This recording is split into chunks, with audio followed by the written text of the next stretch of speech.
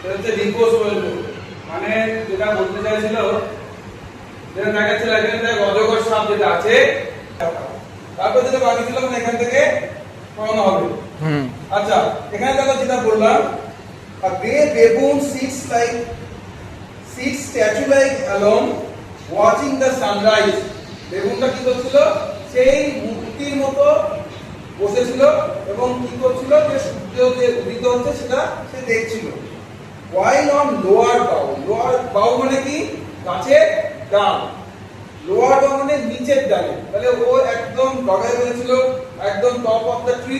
তার নিচে যে ডালগুলো আছে সেই নিচের ডালগুলো মধ্যে কি হতো? His puny offspring live about and play. পুনি মানে ছোট, অফস্প্রিং মানে বাচ্চা। ছোট বাচ্চারা কি করছিল? তার নিচের ডালে খেলা করছিল। দেখো এখানে সেটাই হচ্ছে, একদম অগায় ছিল যে বাচ্চাগুলো যেটা আছে তারা কি করছে? এখানে একটা সুন্দর গাছের ডাল ধরে যেরকম করে সেই তাদের মধ্যে খেলাধুলা করছে। Next, and far and near, Kokilas hail the day. To their pasture wait our sleepy cows. ভালো করে বুঝতে হবে জায়গাটা। এবার কি হচ্ছে? ভোরবেলার দিকে এসছে, রাতে তো ঘুমোতে চলে গেছে। ভোরবেলা থেকে কি হচ্ছে?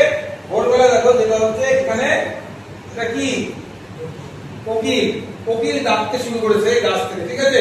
এখানে কোকিলার সাউন্ড, কোকিলের ডাক শোনা যাচ্ছে। আর কি হচ্ছে সেই সময়? সেই সময় যেটা হচ্ছে, ওই সময় যে স্লিপি কাউসটা ওয়েটিং মানে they are just moving to a particular direction. তারা একটা নির্দিষ্ট রাস্তা ধরে যাচ্ছে। গ্রামে কারো যদি বাড়ি থাকে, বা এখন তো অনেকটা গ্রামগুলো নষ্ট হয়ে গেছে। আমার যে ওয়াটার মানে কি? জল। লিলি মানে কি জানো? লিলি মানে কি? লোটাস, পদ্মফুল, সাদা পদ্মফুল। সাদা পদ্মফুলগুলো যেটা হয়ে থাকে, এখানে অতটা প্রকাশিত পাচ্ছে না। তো যদি দেখিস কোন জায়গায় পদ্ম চাষ, সেখানে পদ্ম গাছের চারিদিকে এইখান থেকে আবছা আবছা হয়তো বুঝতে পারছিস, এই এখানে এরকম পাতা পাতা থাকে। তাহলে সম্পূর্ণ জায়গাটা কি হয়? সবুজ দ্বারা আবৃত থাকে। যেমন পদ্ম গাছের পাতাগুলো একদম সারফেসের সঙ্গে লেপ্টে থাকে, ঠিক আছে? এবং তারপর পদ্ম ফুলগুলো এরকম সাধারণত পদ্মগুলো পরিস্ফুটিত হয়। দূর থেকে দেখে মনে হচ্ছে যেন সবুজের মধ্যে বরফ আছে, ঠিক আছে? যখন আবার কি প্রথম কথা কি হচ্ছে, ভালো করে বুঝতে হবে, জিনিসটা পুরোপুরি কাল্পনিক ভাবে তৈরি করা হয়। একজন যখন লিখছে, এই যে এই গাছের যে পেটাল গুলো দেখতে পাচ্ছ, পাপড়ি গুলো তোমরা দেখতে পাচ্ছি, এই পেটাল গুলো একদম ভোরবেলা যখন হয় তখন কি হয়? এখানে শিশির পড়ে থাকে। শিশির পড়ার পর প্রথম সূর্যের আলো করলে তখন এটা একদম খুব চকচক করে, ঠিক আছে? এবং দূর থেকে যখন দেখা হয়, ওই আলোর মতো পরিস্ফুটিত হয়ে থাকে। মানে যখন লাইটের রিফ্লেকশন হয়ে থাকে, সেই লাইটের রিফ্লেকশন থেকে যেন দূর থেকে দেখে মনে হচ্ছে সাদা বরফের উপর আলো করলে যেমন সেটা এলিগ্যান্ট হয়ে থাকে, যে ব্রাইটেনিং হয়ে থাকে, ঠিক আছে? ব্লেজনিং মানে চকচক করতে থাকে। ঠিক সেরকমই যেন মনে হচ্ছে যেন বরফের দ্বারা এই ফুলগুলো আবৃত হয়ে আছে, ঠিক আছে? ওয়াটার লিলিজ গুলো। নেক্সট, এর তলায় গাছের নিচে আমরা কি করেছি? প্রত্যেকে খেলাধুলা করেছি, ঠিক আছে? হতে পারে খেলাধুলাটা করেছি, হতে পারে এখন অনেক সময় চলে গেছে। সাধারণত জেনারেলি যে খেলাধুলা আমরা করে থাকি সেটা কেউ হয়তো এরকম গাছে উঠছে, ঠিক আছে? অনেকে গাছের মধ্যে ল্যাডার বানিয়ে নেয়, সিঁড়ি বানিয়ে নেয়, যে আস্তে আস্তে ওঠার চেষ্টা করে। আর একটা হচ্ছে সুইং বানিয়ে নেয়। সুইং মানে কি? দোলনা বানিয়ে নেয়। কেউ তো আছে এমনি ওই ফলগুলো পড়ে খাচ্ছে, ফল কুড়াচ্ছে। So these are the varieties of game people when they were children used to play. শিশুরা সাধারণত এটা খেলতো, কারণ এখন সেই জিনিসটা লক্ষ্য করা যায় না।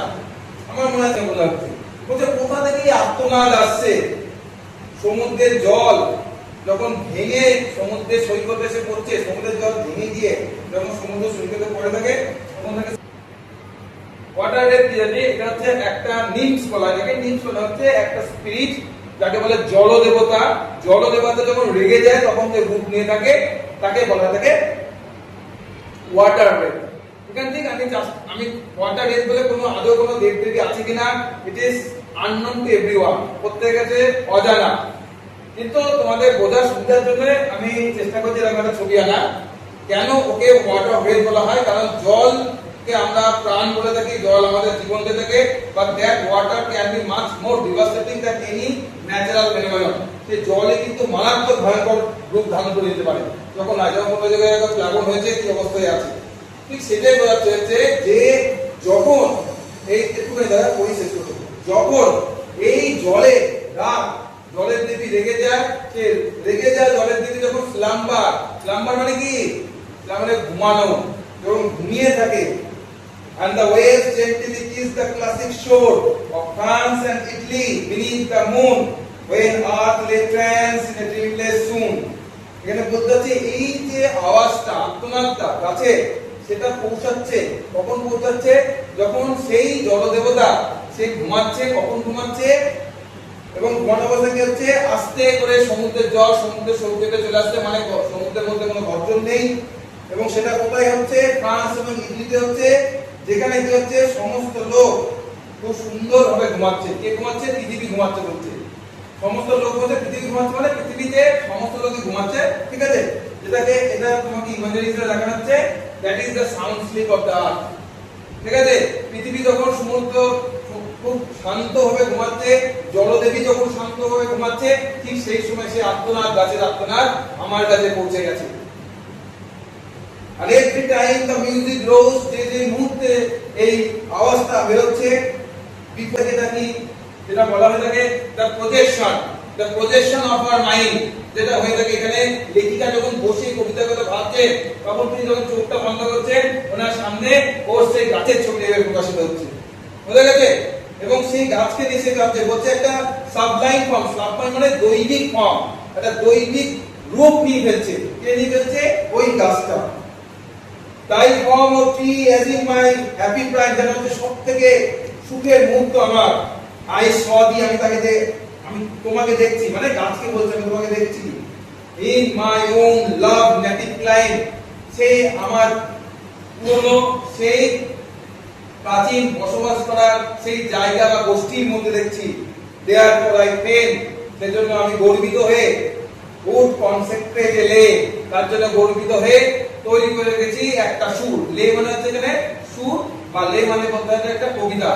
তোমারটা পড়ে, তোমার কথা মনে করে এই গাছ আমার একটা দৈবিক রূপ, তোমার রূপ আমার সামনে পরিস্ফুটিত হচ্ছে, এবং তাই গর্ব করে আমি তোমার জন্য একটা সুন্দর কনসেপ্টে প্রতিষ্ঠিত করছি। কি? একটা সুর, সেটা হচ্ছে কবিতা। তাহলে এখানে গাছকে এখানে সে দৈবিক রূপে রেখে তার প্রশংসা, in admiration of the tree he has created or composed this poem. আছে, সেটা হচ্ছে আমাদের